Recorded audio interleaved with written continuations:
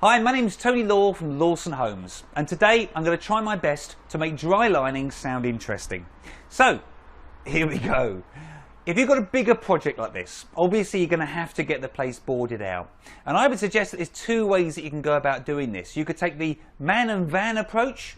This is going to be a plasterer / boarder and maybe a labourer to actually carry out the work for you. The challenge with that is it's going to take forever. I would suggest a far better way of doing it is to bring in a main contractor. Get 2 or 3 quotes from competent main contractors who will have loads of tradespeople working for them, and they can crack a building like this out in about 3 weeks. Now if you do that, you're going to get 3 different types of contractors on site.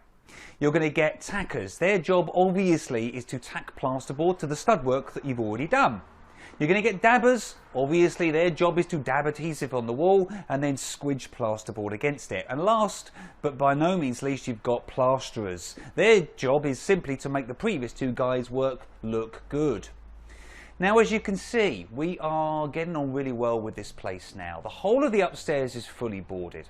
The plaster is well and truly into the upstairs. The boarders are now downstairs. They're cracking into the kitchen and they're making a lot of headway, and the plaster will be downstairs probably in about 3 or 4 days' time.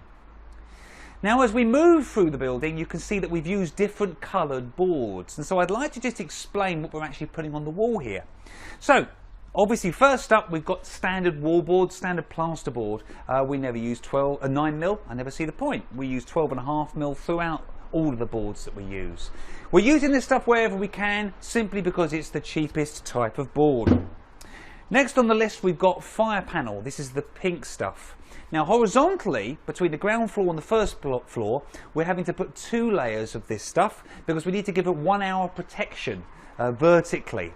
Wherever we've got stud work, we're putting a single layer vertically on the walls because we need to give a half-hour protection from the inside of each bedroom out.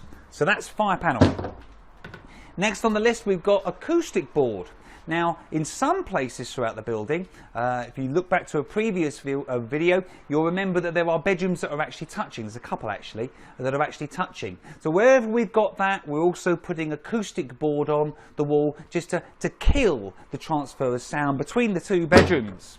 And last but by no means least, we've got moisture board. Now, wherever we've got en suites, we're putting this stuff on the wall.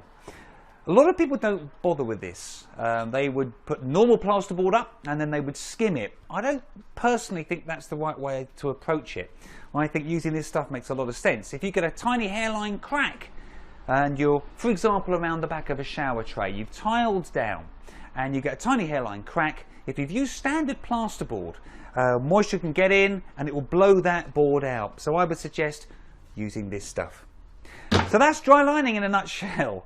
I hope you found that in some way interesting. My name's Tony Law from Lawson Homes, and as always, if I can be any help with any of the projects that you're doing, or if you'd like to find out more about the projects that I'm doing, please don't hesitate to give me a call on this number, or obviously you're also welcome to email me. That's it. I look forward to seeing you next time. Thank you.